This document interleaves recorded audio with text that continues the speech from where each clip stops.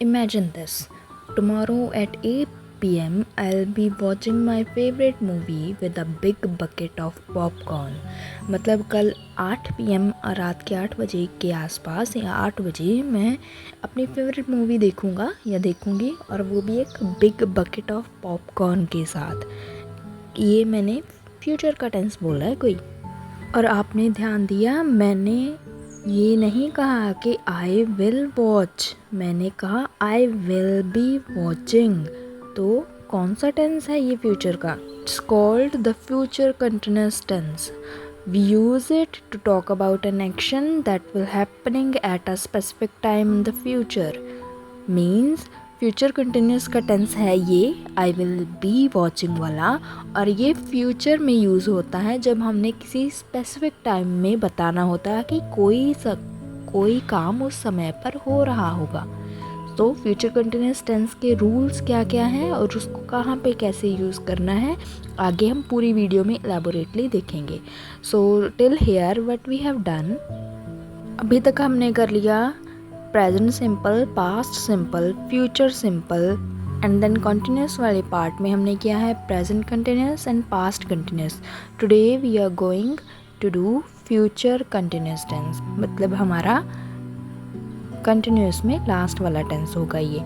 तो आइए देखते हैं इसके रूल्स क्या क्या हैं। सो फ्यूचर कंटिन्यूस टेंस, इसमें हम सबसे पहले देखेंगे कि व्हेन टू यूज़, इसको यूज़ कब करना है।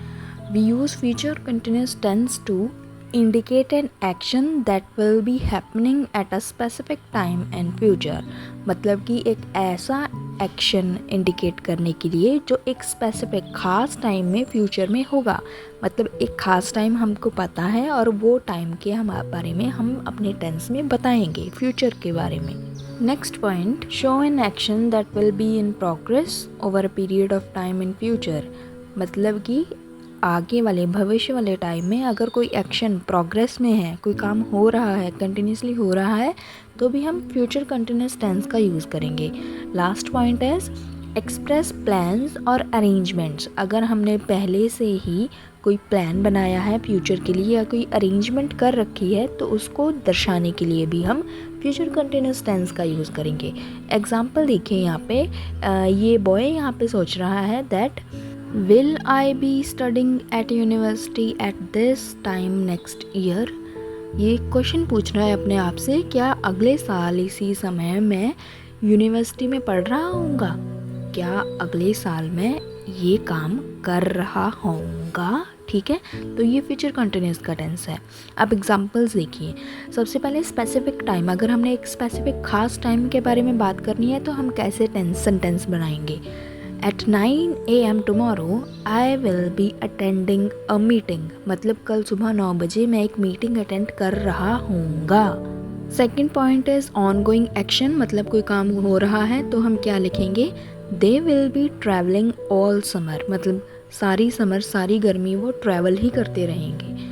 प्लान या अरेंजमेंट के लिए she will be meeting her friends later, वो अपने फ्रेंड को बाद में मिलेगी, बाद में मिल रही होगी। ठीक है, तो ये सारे हमारे फ्यूचर कंटिन्यूअस टेंस की एग्जांपल्स थी। तो अब सबसे पहले आप देखेंगे कि पॉजिटिव स्ट्रक्चर, इसको पॉजिटिवली सेंटेंस अगर कोई बनाना है पॉजिटिव स्ट्रक्चर में क्या यूज़ करते हैं। फर्स्ट ऑफ ऑल सब्जेक्ट होगा हमारा, फिर विल बी यहाँ पे मेन पॉइंट है, plus V1 plus ING, and last में हमारा ऑब्जेक्ट। ठीक है, विल बी, V1 और ING हमारा मेन रूल होता है। एग्जाम्पल्स देखिए, I will be working late tonight, आज रात मैं देर रात तक काम कर रहा होऊंगा।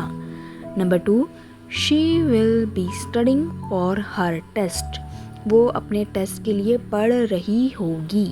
ठीक है, तो याद रखना है will be plus V1 plus ING। V1 मतलब वर्ब की फर्स्ट फॉर्म और ING हमने यूज़ करना ही करना है।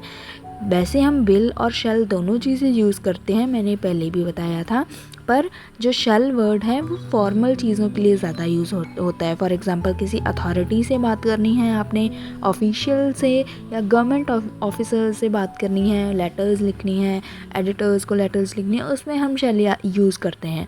वैसे नॉर्मल कन्वर्सेशन के लिए हम मोस्टली विल यूज़ करते हैं, सो इस टेंस में हम विल यूज़ कर रहे हैं। नेगेटिव स्ट्रक्चर में रूल सेम रहेगा, बस हमने यहाँ पे नॉट लगाना है, नॉट यूज़ करना है। तो यहाँ पे मैंने यूज़ किया है won't be. Won't be is an abbreviation, means short form में हम जैसे बोलते हैं सेंटेंसेस को। For example I do not want को हम कह देते हैं आई डोंट वॉन्ट, ठीक है। डोंट वो एब्रीविएशन है, वैसे ही वोंट विल नॉट की एक एब्रीविएशन है। तो यहाँ पे हमने यूज़ किया है won't plus V1 plus ING। ये रूल नेगेटिव सेंटेंस के लिए यूज़ हो। What are the examples here? First, they won't be joining us today. आज हमें वह ज्वाइन नहीं कर रहे होंगे, मतलब आज वो हमारे साथ नहीं आएंगे। Number 2, I won't be sleeping at that time. मैं उस समय सो नहीं रहा होऊंगा, मतलब यूजुअली मैं जिस समय सोता हूँ मैं उस समय सो नहीं रहा होऊंगा। So next is question structure. अगर हमने क्वेश्चन वाले सेंटेंसेस फॉर्म करने हैं, इंटेरोगेटिव वाले, तो कैसे बनाते हैं? देखिए, आपको पहले भी मैंने बताया है कि हेल्पिंग वर्ब जो हमारा होता है वो हमेशा सेंटेंस के आगे आ जाएगा और लास्ट में क्वेश्चन मार्क आ जाएगा, तो हमारा क्वेश्चन वाला सेंटेंस इंटेरोगेटिव सेंटेंस बन जाएगा। यहाँ पे हेल्पिंग वर्ब क्या है? विल, ठीक है। विल या फिर शल, हमने यहाँ पे मोस्टली विल यूज़ किया है, तो विल सेंटेंस के आगे आएगा और पीछे लग जाएगा क्वेश्चन मार्क। इसी तरह से हमने सेंटेंसेस बनाने हैं कि विल को आगे लेके आएंगे। First example here is, will you be travelling next week? क्या तुम अगले वीक ट्रैवल कर रहे होगे? Number 2, will she be studying at home?